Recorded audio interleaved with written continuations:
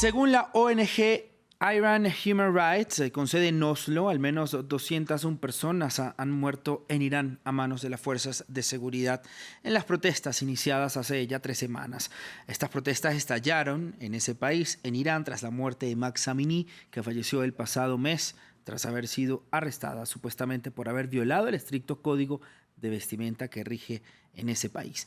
Saludamos a nuestra segunda invitada del día. Ella es Susan Saura, filóloga y periodista. Además, es musulmana. Susan, gracias por estar con nosotros en Directo América de Francia 24. Hablemos primero de qué es el código de vestimenta musulmán para las mujeres.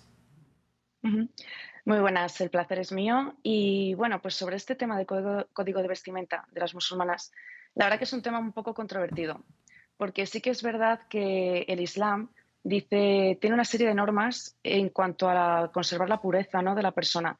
Unas normas que son tanto para el hombre como para la mujer. En esto lleva la vestimenta, pues una vestimenta un tanto más discreta. De hecho, en la Sura 34, en la Sura Nur, en el capítulo de la luz, en el Corán, sí que habla del hombre y de la mujer. Habla de la mujer en cuanto a que debe taparse sus encantos, cubrir con un velo, ¿no?, por encima de los encantos del escote. No dice explícitamente el uso del hijab.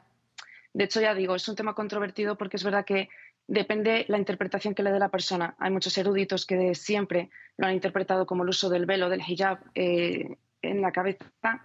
Hay gente que no. También es verdad que en el Islam, pese a que suene un poco raro decirlo, pero hay libre albedrío, porque se tiene como una religión muy estricta, muy basada en prohibiciones constantemente, pero realmente tiene libre albedrío. La persona puede elegir libremente qué vestir y cómo vestir. Sí que digo que hay que ser discreto en la vestimenta, tanto el hombre como la mujer, pero no solamente la mujer, que parece que solo nos centramos en la mujer. Y también hay que decir que hay mucho machismo en el mundo árabe o persa, en este caso. Hay mucho machismo cultural o personal que se mezcla con la religión, se extrapola.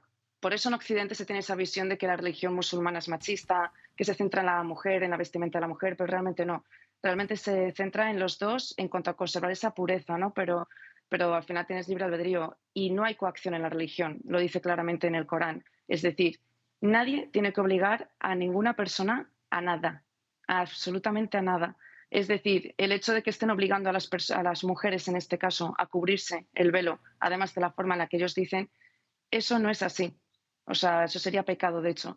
No le valdría ni a la mujer ni al hombre. Es decir, si el Claro, hombre cree que por eso va a ir al paraíso, por haber obligado a una mujer a taparse, para nada. Y a la mujer, si va contra su propia voluntad, no le sirve de nada, porque una sí. mujer que realmente quiera taparse, que quiera gozar de esa libertad, que también es otro tema ya aparte, porque también es la libertad de querer taparse, que ¿Qué, en qué, otros países también se sufre ese tipo de Claro, coacción, ¿no? claro, Susana. Entonces, digamos que los gobiernos musulmanes son los que estarían, digamos, obligando a las mujeres, sobre todo, a vestir de cierta forma.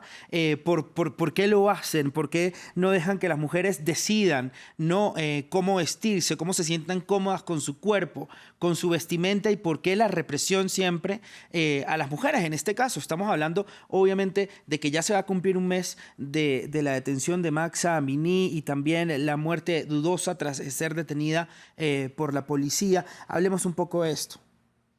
Ujú. Pues mira, es un poco por lo que decía antes, ¿no? A colación de este machismo que sufre la sociedad árabe y persa, en este caso en Irán. Es verdad que el hombre, los gobiernos sobre todo, pero el hombre en general, usa como herramienta la religión. Es decir, quieren meter miedo con la religión. Ya no solamente que obligan a la mujer a taparse de cierta manera, y no todos los hombres, pero la mayoría pues obligan a que se tapen de cierta manera, al igual como que quieren que se queden en casa o que no estudien o que hagan simplemente las tareas del hogar, pero bien sabemos que eso no es islámico para nada. De hecho, sabemos que el Islam bajó en una sociedad que en su momento era caótica y a día de hoy por pena sigue siendo caótica, Arabia Saudí. Bajó una sociedad para poner orden precisamente, para limpiar ese machismo, para dejar esa libertad a la mujer y al hombre.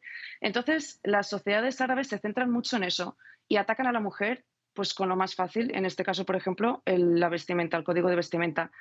No tienen libertad realmente esas mujeres en países como Arabia Saudí o Irán, en este caso que es en el que nos estamos centrando. No tienen libertad. Eso no es Islam. No tienen libertad para nada. También hay que recalcar que las mujeres se han levantado en protesta por Mahsa Amini, pero también por las mujeres que son reprimidas para cubrirse y las que también se cubren porque quieren, es decir, por esa libertad. Porque, por ejemplo, en la Sí, sociedad occidental hablamos de lo mismo, son dos caras de la misma moneda. En Francia, por ejemplo, hay manifestaciones de mujeres que al revés, que quieren taparse, pues como una monja que quiere cubrirse, libre albedrío, claro. y ha decidido cubrirse. ¿Por qué cree que pasa esto en países occidentales? Tomaste el ejemplo de Francia, por ejemplo, también muy polémico lo del burkini, ¿no? En las piscinas públicas en varias ciudades. ¿Por qué pasa esto? Sí, pues ahí estamos hablando de lo mismo. O sea, es verdad que en los países árabes, no sé, no en todos, pero en muchos países, o islámicos, perdón, porque Irán no es árabe, Claro. es islámico. Bueno, sí, hay que recalcarlo, luego están las ramas suní, sí, pero también hay países que parecen que gozan de esa, o presumen de esa libertad que realmente no tienen, imponen ciertos códigos en cuanto a lo que ellos creen. Parece que también tienen una obsesión constante, muchos países occidentales, con el mundo árabe-islámico. Entonces, creen que la mujer es sumisa por el hecho de haber elegido taparse. Yo nunca he visto que hayan atacado a una monja. En cambio, a una musulmana sí. Entonces, yo puedo entender que, por ejemplo, en Francia no quieran, no permitan el uso del burka o del niqab, por ejemplo, porque no se ve el rostro de la mujer. Eso sí que es entendible porque, de hecho, en el Islam tampoco te obliga, no te dice que te tapes la cara. Ahora, repito, libre albedrío, hay mujeres que quieren hacerlo, que lo hagan. Entiendo que en Francia, en países occidentales, eso no lo permitan, pero el hijab, el velo, simplemente, pues vuelvo a lo mismo, es como un ataque constante hacia el otro. Parece que quieren separar a la sociedad del otro. El que no es occidental, blanco, esta supremacía, esta teoría que tienen siempre, ¿no? De ir en contra de ese otro, que al final te encasillan, ¿no? En ese otro lado, como el desconocido, ese desconocido que al final acaba dando miedo, pero simplemente es por desconocimiento, y al final ves que la mujer tampoco goza de libertad, ¿no? Una mujer no tiene por qué llevar a lo mejor una minifalda, no quiere destaparse, quiere taparse. Entonces yo creo que deberíamos tener en cuenta la opinión, ¿no? O la elección de las Sí, mujeres en general. Luchar por esos derechos sí. humanos primero y de la mujer a todos los niveles. Muy rápidamente, 15 segundos. ¿Cree que la libertad sobre el cuerpo de la mujer, sobre todo en este caso de la mujer musulmana, va a seguir siendo reprimida por parte de gobiernos, de hombres sobre todo? Por pena sí.